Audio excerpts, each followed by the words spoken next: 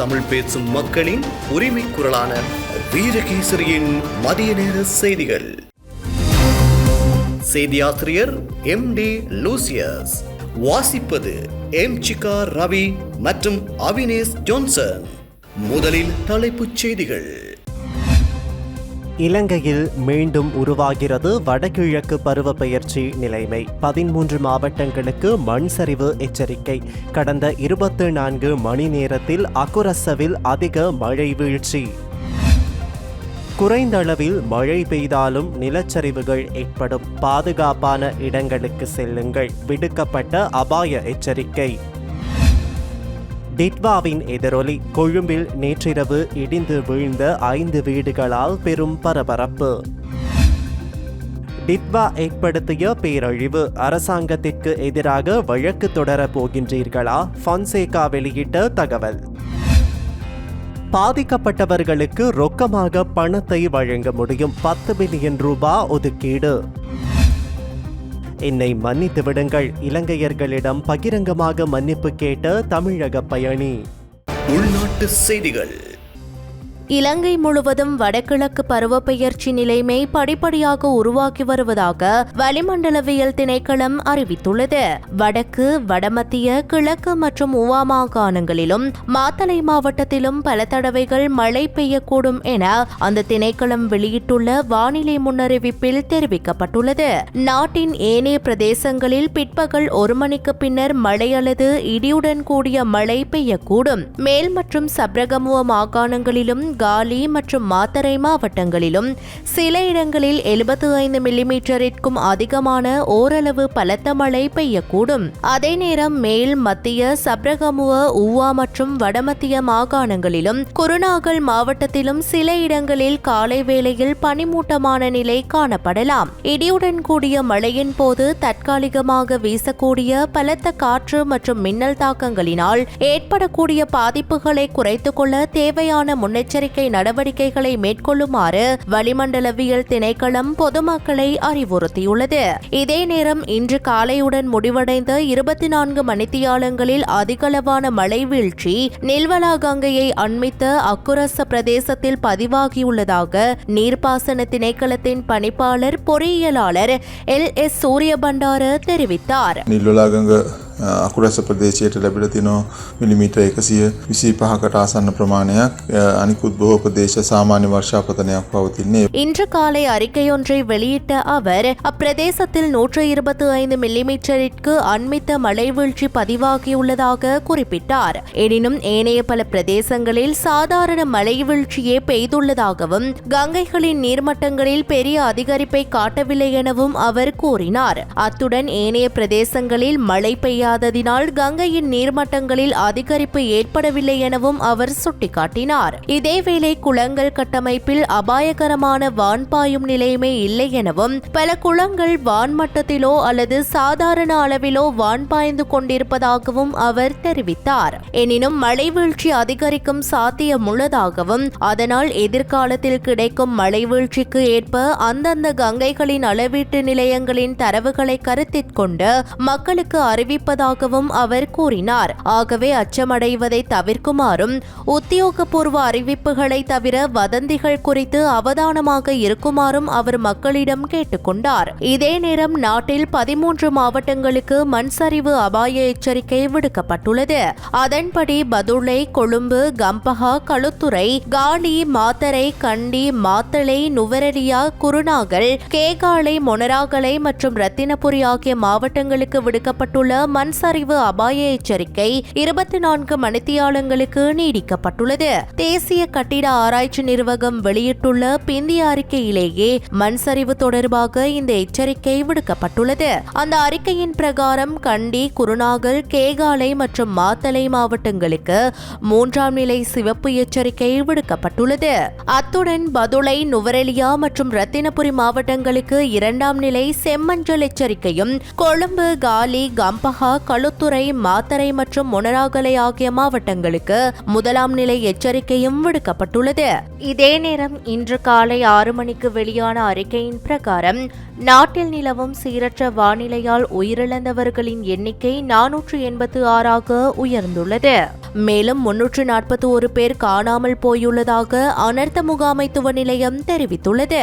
அத்தோடு 51,023 குடும்பங்களைச் சேர்ந்த 1,71,778 பேர் நாடு முழுவதும் அமைக்கப்பட்டுள்ள 1,231 பாதுகாப்பு மையங்களில் தங்க வைக்கப்பட்டுள்ளதாக அனர்த்த முகாமைத்துவ நிலையம் தெரிவித்துள்ளது. நாட்டை பாதித்த டிட்வா சூறாவளியால் ஏற்பட்ட கனமழை காரணமாக நிலச்சரிவு ஏற்படக்கூடிய பகுதிகளில் மண் நிரம்பியுள்ளதால் மிகவும் குறைந்த அளவில் மழை பெய்தாலும் நிலச்சரிவுகள் ஏற்படும் அபாயம் உள்ளதாக தேசிய கட்டட ஆராய்ச்சி நிறுவனத்தின் பணிப்பாளர் காமினி ஜெயதிச தெரிவித்துள்ளார். தற்போதைய பேரிடர் நிலைமை குறித்து நேற்று ஊடகங்களுக்கு கருத்து வெளியிட்ட அவர், මේ වගේ අවදානම් තැන්වල තවදුරටත් රැඳී ඉන්න එපා. ඉතින් දැන් මේ සන්තෘප්ත වෙලා තියෙන පස ඉතාම අඩු වර්ෂාපතනයකදී වුණත් නායෑම් වලට භාජනය වෙන්න පුළුවන්. ඒ නිසා ඔබ ඉන්න ස්ථානයේ යම්කිසි නායෑම් අස්ථාවරතාවයක් නිරීක්ෂණය කළොත්, ඒ වගේ අවදානමක් ඔබට දැනුනොත් වහාම එම ස්ථානයෙන් ආරක්ෂිත ස්ථානයකට ඉවත් වෙන්න. ඉවත් වෙලා ඒ අදාළ සම්බන්ධීකරණය හරහා අවශ්‍ය නිර්දේශ අවශ්‍ය උපදෙස් ලැබෙන තුරු එම ස්ථානවලට නැවත යන්නේ නැතුව ආරක්ෂා සහිතව ඉන්න කියන එකත්. கடந்த சில நாட்களாக பெய்த கனமழையால் நிலச்சரிவுகள் ஏற்படுவது மிகவும் துரதிருஷ்டவசமான சூழ்நிலை ஏற்பட்டுள்ளது. அந்த மழையால் தரையில் உள்ள மண் இப்போது நிரம்பி தண்ணீர் போல பாயும் நிலையை எட்டியுள்ளது. இதனால் நிலச்சரிவு ஏற்படக்கூடிய அனைத்து மாவட்டங்களிலும் தற்போது நிலச்சரிவுகள், மண் சரிவுகள், பாறை சரிவுகள் மற்றும் வீடுகளுக்கு பின்னால் நிலச்சரிவுகள் ஏற்படுவதாக தகவல்கள் தெரிவிக்கின்றன. தற்போது தரையில் பல இடங்கள் நிலையற்றதாக இருந்தாலும் மக்கள் அந்த இடங்களில் தங்கியிருக்கும் சந்தர்ப்பங்கள் உள்ளன. நிலச்சரிவுக்கான அறிகுறிகள் உள்ள இடங்களில் மக்கள் இன்னும் தங்கியுள்ளனர். பொதுமக்கள் இதுபோன்ற இடங்களில் தங்க வேண்டாம் என்றும் பாதுகாப்பான இடங்களுக்கு செல்லுமாறும் நாங்கள் கேட்டுக்கொள்கிறோம். உரிய அதிகாரிகள் அனுமதி அளித்த பிறகு அவர்கள் அந்த இடங்களுக்கு திரும்பலாம். ஆபத்தான மற்றும் சந்தேகிக்கப்படும் நிலச்சரிவு இடங்களை ஆய்வு செய்ய புவியியல் அதிகாரிகளை உள்ளடக்கிய ஒரு திட்டத்தை நாங்கள் செயல்படுத்தி வருகிறோம் என அவர் மேலும் தெரிவித்துள்ளார். கொழும்பில் மழை வெள்ளத்தினால் பாதிக்கப்பட்ட பாரிய தூணொன்று சரிந்து வீழ்ந்தமையினால் 5 வீடுகள் உடைந்தமையினால் பரபரப்பு நிலை ஏற்பட்டுள்ளது.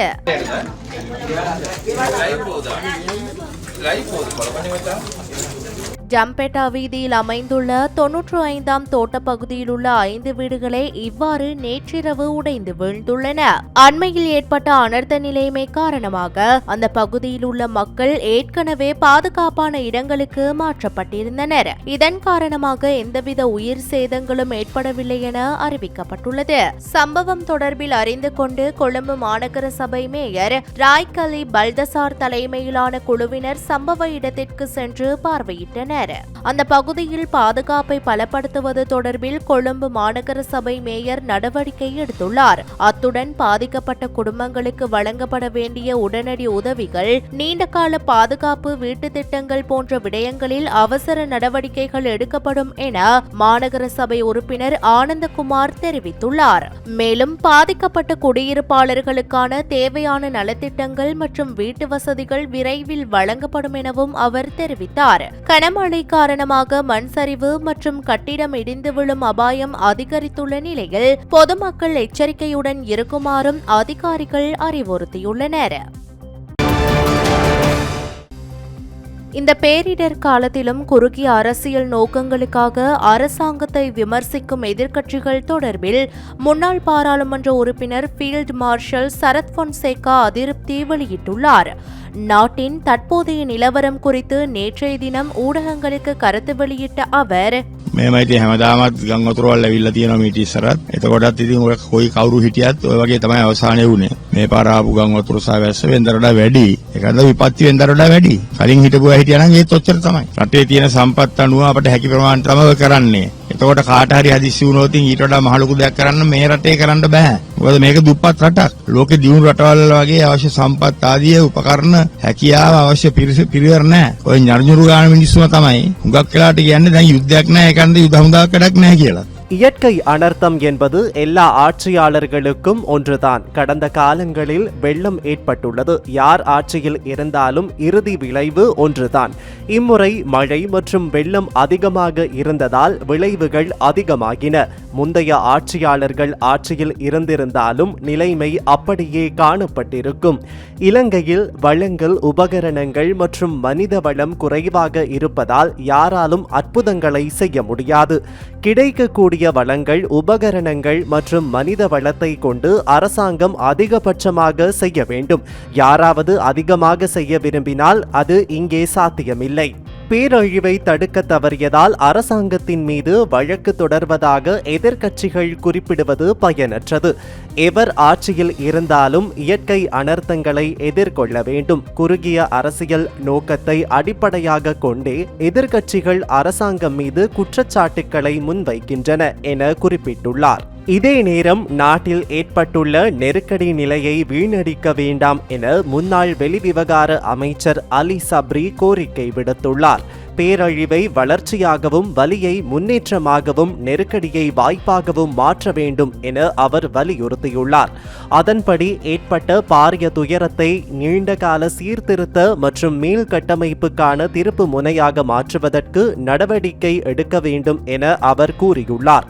இழந்தவற்றை விட அவற்றை எவ்வாறு சீர் செய்வதென்பதே தற்போது நாடு எதிர்நோக்கியுள்ள பாரிய கேள்வி எனவும் முன்னாள் அமைச்சர் அலி சப்ரி குறிப்பிட்டுள்ளார். அதன்படி விவசாயத்தை நவீனமயமாக்குதல், காலநிலை ஸ்மார்ட் உள்கட்டமைப்பை உருவாக்குதல், மறுகட்டமைப்பு மூலம் வேலை வாய்ப்புகளை உருவாக்குதல் மற்றும் டிஜிட்டல் கண்டுபிடிப்புகளில் முதலீடு செய்தல் ஆகியவற்றுக்காக இந்த தருணத்தை பயன்படுத்திக் கொள்ளுமாறு அவர் அரசாங்கத்தை வலியுறுத்தியுள்ளார்.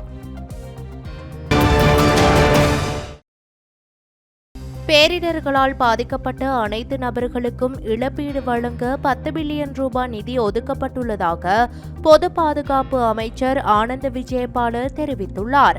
பாராளுமன்றில் இன்று இதனை தெரிவித்த அவர், බිලියන 10ක් මේ වෙනකොට ප්‍රාදේශීය ලේකම්වරුන් වෙත යවලා තියෙනවා. අද මේ දින දෙක තුන මේ බිලියන 10 මේ පවුල් 4,10,000ට ගෙවින්ට අවශ්‍ය සියලු විද්‍යාන යොදලා තියෙනවා. හෙට සෙනසුරාදා දිනෙත් ඒක ගෙවනවා. අපි ඒක මුදලින් ගෙවන්න තීන්දුව කරලා තියෙනවා. සමහර අයගේ හැඳුනුම්පත් නැහැ. සමහර අයගේ බැංකු ගිණුනුත් නැහැ. ඒ හින්දා මුදලින් ගෙවන්න අපි කටයුතු කරලා තියෙනවා. කිසි කෙනෙක් අතාරින්න නැතුව අපි ඒ සහන සැලසීම ආරම්භ කරලා තියෙනවා. பேரிடர்களால் பாதிக்கப்பட்ட பலர் வங்கி புத்தகங்கள் மற்றும் தேசிய அடையாள அட்டைகள் போன்ற ஆவணங்களை இழந்துவிட்டதால் இழப்பீட்டை ரொக்கமாக வழங்க அரசாங்கம் முடிவு செய்துள்ளது என்றார். இதே நேரம் பேரிடரினால் பாதிக்கப்பட்டுள்ள இலங்கையை கட்டி எழுப்பும் வேலை திட்டத்திற்கு இதுவரை 700 மில்லியன் ரூபாய் கிடைத்துள்ளதாக அரசாங்கம் அறிவித்துள்ளது. வெளிநாடுகளில் உள்ள இலங்கையர்களிடமிருந்து சுமார் 635 மில்லியன் ரூபாய் கிடைத்துள்ளதாக நிதி, பொருளாதார ஸ்திரத்தன்மை மற்றும் தேசிய கொள்கைகள் அமைச்சின் செயலாளர் கலாநிதி ஹர்ஷன சூரிய பெரும தெரிவித்துள்ளார். අපිට ලංකා බැංකුවේ තියෙන account එකට එහෙම නැත්නම් ගිණුමට මේ වෙනකොට රුපියල් මිලියන 635කට අධික මුදලක් ලැබුණු බව ලංකා බැංකුව විසින් දන්වා තිබෙනවා. මේට අදාළ කරන තැන්පතු එහෙම නැත්නම් transactions 30,470කට වඩා අධික ප්‍රමාණයක් මේකට ලැබුණු බව වාර්තා වෙලා තියෙනවා. ඒ වගේම ශ්‍රී ලංකා මහ බැංකුව තුල ක්‍රියාත්මක වෙන විදේශ ගිණුම් වල තියෙනවා තැන්පත් කරන්නට පුළුවන්, විදේශ මුදලින් තැන්පත් කරන්නට පුළුවන් තවත් ගිණුම් කිහිපයක් ලබා දීලා එම ගිණුම් වලට ලැබුණු මුදල් ප්‍රමාණය රුපියල් මිලියන 61කට ආසන්න ප්‍රමාණයක් එතනට ලැබිලා තියෙනවා. ඒ අනුව සමස්ත ප්‍රමාණය රුපියල් මිලියන 697යි 476 ඉක්මවා ගිය ප්‍රමාණයක් තියෙන බව මේ වෙනකොට භාණ්ඩාගාර මෙහෙයුම් දෙපාර්තමේන්තුව විසින් දන්වා ඉවලා තියෙනවා. இலங்கை வங்கியின் கீழ் இயங்கும் கணக்கின் மூலம் 30,470க்கும் மேற்பட்ட பரிவர்த்தனைகள் இடம்பெற்றுள்ளதாக குறிப்பிட்டுள்ளார். இதே நேரம் டிட்வா சூறாவளியால் பாதிக்கப்பட்டவர்களுக்கு நிவாரணம் வழங்குவதற்காக அரசாங்கத்தின் இலங்கையை கட்டியெழுப்பும் வேலை திட்டத்தின் நிதியத்திற்கு பங்களிக்கும் வகையில் கொழும்பு ஹுனுபிட்டி கங்காராம விகாரை 30 மில்லியன் ரூபாய் நிதி நன்கொடை அளித்துள்ளது. இந்த கடினமான நேரத்தில் மக்களுக்கு நிவாரணம் வழங்கவும் நாட்டிற்கு சரியான தலைமைத்துவத்தை வழங்கவும் ஜனாதிபதி முன்னெடுக்கும் வேலை திட்டங்களை ஹுனுபிட்டி கங்காராம விகாரையின் பிரதம விகாராதிபதி வனக்கிரிந்தே අස්සජී නායක තේරර් පාරාටිනාர். අපේ පන්සල් අපි තව පන්සලක් බාර ගන්න ඕන. අපි අද අපේ හිතවත් සමීප සිංගප්පූරුවේ විහාරස්ථානයක් අපිට ලබලා දුන්නු ආධාර මුදලට අපි මේ වෙනකොට නවම් මහා පෙරහැර වෙනුවෙන් එකතු කරගත්ත මුදලත් අපි බෝධිය සංවර්ධන වැඩ කටයුතු වලට එකතු කරගත්ත මුදලත් ලක්ෂ 300ක් අපි රජයේ ඒ අරමුදලට බැල කරා. இதே நேரம் பேலி பாலம் மற்றும் பாகங்களுடனான இந்திய விமானம் இலங்கையை வந்தடைந்தது. அனர்த்தத்திற்கு பின்னர் நாடு முழுவதும் உட்கட்டமைப்பு வசதிகள் அபிவிருத்திக்காக அரசாங்கம் ஆரம்பித்துள்ள வேலை திட்டத்திற்கு ஆதரவளிக்கும் வகையில் பேலி பாலம், பாகங்கள் மற்றும் விசேட பணியாளர்களுடனான இந்திய விமானப்படைக்கு சொந்தமான C-17 விமானம் இன்று பிற்பகல் இலங்கையை வந்தடைந்தது. இந்த விமானத்தில் கொண்டுவரப்பட்ட பேலி பாலம் மற்றும் பாகங்கள் செயல்பாட்டு தேவைகளுக்கு ஏற்ப பயன்படுத்த முடிவதுடன் பால கட்டுமானத்திற்கான பொருட்கள் அத்துடன் பாதிக்கப்பட்ட பகுதிகளில் உடனடியாக பயன்படுத்தக்கூடிய 110 அடி நீளமுள்ள இருவழி வேலி பாலங்கள் ஆகியவை இதில் அடங்கும். மேலும் வெள்ளம் மற்றும் மண் சரிவுகளால் பாதிக்கப்பட்ட பகுதிகளில் தேடல், மீட்பு மற்றும் போக்குவரத்து நடவடிக்கைகளுக்கு உதவ 5 சிறு படகுகளும் இதில் அடங்குகின்றன. தற்காலிக பாலங்களை அமைப்பதில் பயிற்சி பெற்ற 20 பொறியியலாளர்கள் குழுவும் அனர்த்த நிவாரண பணிகளில் உதவ 5 மருத்துவ ஊழியர்களும் இந்நாட்டுக்கு வந்துள்ளனர். 25 பேர் கொண்ட இந்த குழு உள்நாட்டு பொறியியலாளர்கள் மற்றும் அவசர நிவாரண குழுக்களுடன் ஒருங்கிணைந்து செயல்படும். அனர்த்தத்தினால் பாதிக்கப்பட்ட மக்களுக்கு அவசியமான உணவு, மருத்துவ பொருட்கள் மற்றும் ஏனைய அத்தியாவசிய சேவைகள் உள்ளிட்ட நிவாரண சேவைகளை வழங்குவதிலும் மக்களின் வாழ்க்கையை இயல்பு நிலைக்கு கொண்டு வருவதிலும் இந்தியாவின் தொடர்ச்சியான ஆதரவை இலங்கை பெரிதும் பாராட்டுகிறது.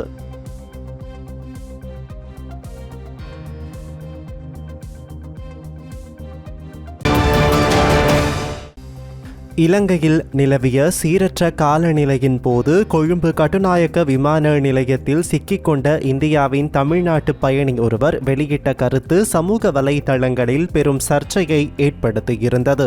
இந்நிலையில் குறித்த நபர் இலங்கை மக்களிடம் பகிரங்க மன்னிப்பு கோருவதாக தெரிவித்துள்ளார். இலங்கையில் பாரிய பேரிடர் ஏற்பட்டிருந்த அன்று மத்திய கிழக்கு நாட்டில் இருந்து கட்டுநாயக்க விமான நிலையம் ஊடாக தமிழ்நாட்டுக்கு சென்ற பயணிகள் இருவர் தங்களை முறையாக கவனிக்கவில்லை என்றும் இலங்கைக்கு மீண்டும் வரப்போவதில்லை என்றும் பகிரங்க குற்றச்சாட்டை முன்வைத்திருந்தனர். நாட்டில் பெரும் வெள்ளம் ஏற்பட்டிருந்த நிலையிலும் கடும் சூறாவளி காற்று வீசிய நிலையிலும் கட்டுநாயக்க விமான நிலையம் வந்த விமானம் ஒன்று மத்தள விமான நிலையத்திற்கு மாற்றப்பட்டிருந்தது. இதன்போது விமானத்தில் வந்த பயணிகளை உரிய முறையில் விமான நிலையமும் ஸ்ரீலங்கன் ஏர்லைன்ஸ் விமான நிறுவனமும் கவனிக்கவில்லை என்று குற்றம் சுமத்தியிருந்தனர். எனினும் 3 நாட்களின் பின்னர் இந்திய விமானங்கள் மூலம் அவர்கள் கட்டுநாயக்க விமான நிலையத்தில் இருந்து தமிழகத்திற்கு அழைத்து செல்லப்பட்டனர். இதன்போது அங்கிருந்து ஊடகங்கள் முன்னிலையில் இந்த குற்றச்சாட்டை முன்வைத்திருந்தனர். நாங்க இப்ப விட்டா போகுதுன்னு சொல்லிட்டு நாங்க கொழும்பு ஏர்போர்ட்ல இருந்து ஓடி வந்துட்டோம். நாங்களே ஒரு ஃப்ளைட்டை புக் பண்ணி வந்துட்டோம். எங்கள்கிட்ட இப்போ ஹேண்ட் லக்கேஜ் இருந்த ஹேண்ட் லக்கேஜோட வந்துட்டோம். அடுத்த லக்கேஜ் எங்களுக்கு எப்போ வரும்னு தெரியல. நாங்கள் அதையும் வந்தால் எங்களுக்கு சந்தோஷம் சார். ஆனால் இனிமேலிருந்து நாங்கள் ஸ்ரீலங்கன் ஏர்போர்ட்டுக்கோ ஸ்ரீலங்காக்கோ நாங்கள் போகிறதா எங்களுக்கு சுத்தமாக முடிவே இல்லை சார். இனிமேல் அந்த பக்கமே போக மாட்டோம் சார். அவங்களோட இது ரொம்ப ஒஸ்டா இருந்துச்சு சார். இந்நிலையில் குறித்த 2 பயணிகள் மீதும் தமிழக மக்கள் கடும் அதிருப்தி வெளியிட்டிருந்தனர். நாட்டில் பெரும் அவலம் ஏற்பட்டுள்ள நிலையில் இந்தியா உட்பட நாடுகள் சென்று உதவிகளை வழங்கி வருகின்றன. இவ்வாறான நிலையில் விமான நிலையத்தில் முறையாக கவனிக்கவில்லை என்ற குற்றச்சாட்டு நியாயமற்றது என்றும் சுட்டிக்காட்டியிருந்தனர். இதனையடுத்து இவர்களின் கருத்துக்கு சமூக வலைதளங்களில் பலரும் தமது கண்டனத்தை தெரிவித்து வந்தனர். இதனையடுத்து குறித்த 2 பயணிகளில் ஒருவர் நாட்டில் ஏற்பட்ட அனர்த்த நிலைமை தெரியாமல் ஆதங்கத்தை வெளியிட்டுள்ளதாக மன்னிப்பு கோரியுள்ளார். அத்துடன் புயலின் காரணமாக இறந்தவர்களுக்கு அஞ்சலி செலுத்துவதாகவும் குறிப்பிட்டுள்ளார். இலங்கையில் 3 நாட்கள் ஏர்போர்ட்ல தங்கியிருந்து போன்றதெல்லாம் அங்கப்பட்ட சிரமங்கள் எல்லாம் பட்டு வந்ததெல்லாம் உண்மைதான். எங்களுடைய ஆதங்கங்கள் எல்லாம் ஸ்ரீலங்கன் ஏர்லைன்ஸ் அவங்களும் ஏர்போர்ட் அத்தாரிட்டிஸ்களும் எங்களிடத்தில் நடந்து கொண்ட முறையில் ஏற்பட்ட அந்த அதிருப்தி தான் தவிர வேற இலங்கையோ இலங்கை மக்களுக்கோ எந்தவித இதுவும் இல்லை. அங்கு இறந்த குடும்பங்களுக்கும் அங்க குடும்பங்களை இழந்து தவிக்கிற சொந்தங்களுக்கும் என்னுடைய ஆழ்ந்த அனுதாபங்களை நான் தெரிவித்துக் கொள்கிறேன். நாங்கள் இருந்த சமயத்தில் எல்லா ஏர்லைன்ஸும் ஆப்ரேட் ஆகிட்டு இருந்தது. எமிரேட்ஸு, எத்திஹாது, இது இண்டிகோ, எல்லா ஏர்லைன்ஸும் ஆப்ரேட் ஆகிட்டு இருந்தது. ஸ்ரீலங்கன் ஏர்லைன்ஸ் மட்டும்தான் கேன்சல் பண்ணிட்டு இருந்தாங்க. அதுக்குள்ளே சரியான காரணங்கள் அவங்கள்ட்ட கேட்டால் அதுக்கு அவங்க காரணங்கள் எங்களிடத்துல தரல, எங்களை புறக்கணிச்சாங்க. ஸோ அது சம்பந்தமாக அந்த ஒரு அதிருப்தியில தான் நாங்கள் ஏர்போர்ட் விட்டு வெளியே வரும்போது இந்த மாதிரி தமிழ்நாடுடைய ப்ரெஸ் அங்கே இருந்தாங்க. அவங்க அந்த சமயத்தில் பேட்டி கொடுக்கும்போது நாங்கள் கொஞ்சம் ஆக்ரோஷமாக பேசிட்டோம். அந்த பட்ட கஷ்டத்திலிருந்து உடனே வந்த சமயத்தில் கொஞ்சம் ஆக்ரோஷமாக பேசிட்டோம். அது வரைக்கும் எங்களுக்கு நிலவரங்கள் சரியா தெரியாது. அது மாதிரி பேசக்கூடிய சமயத்தில் நான் பொதுப்படையாக இலங்கைங்கிற ஒரு வார்த்தையை பயன்படுத்தி நான் பேசிட்டேன். இது கண்டிப்பாக நான் அந்த மாதிரி பேசியிருக்க கூடாது. என்னுடைய வார்த்தையில் நான் வார்த்தை பிரயோகம் யூஸ் பண்ண விதத்தில் அது தவறுதுங்கிறத நான் உணர்ந்திருக்கிறேன். தயவு செய்து என்னை நீங்கள் மன்னிச்சிருங்க. இது நான் இலங்கையில் கஷ்டப்படக்கூடிய அந்த மக்களுக்காக நான் என்னுடைய அல்லாஹ்விடத்தில் நான் பிரார்த்தனை செய்கிறேன். கண்டிப்பாக